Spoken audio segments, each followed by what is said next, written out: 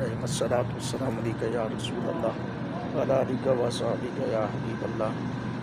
یہ جو مسجد ہے جس میں میں آیا کھڑا ہوں، یہ مسجد سیدنا عباس رضی اللہ تعالیٰ عنہ، عبداللہ ابن عباس رضی اللہ تعالیٰ عنہ مسجد ہے، جس میں آج میں نے نماز مغرب باجماعت ادا کرنے کی سعادت حاصل کی ہے۔ یہ آپ دیکھ سکتے ہیں، یہ مسجد عباس رضی اللہ تعالیٰ عنہ بہت وسیع، بہت پیاری مسجد ہے، اور میری یہ خوش بختی یہ طائف کے اندر موجود ہے، طائف میں، جی ہاں، وادی طائف۔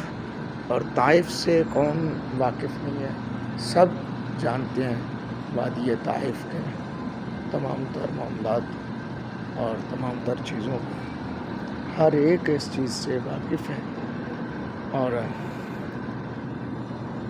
حضرات گرامی، یہ حضرت عباس رضی اللہ تعالیٰ عنہ کے نام سے منسوب ہے، یہ مسجد یہ منسوب ہے۔ تو میری یہ خوش قسمتی ہے کہ میں زندگی کا یہ پہلا عمرہ ادا کر رہا ہوں، اور ساتھ ہی میں نے مسجد عباس رضی اللہ تعالیٰ عنہ کی زیارت بھی کی ہے۔ یہ مسجد عباس آپ دیکھ سکتے ہیں،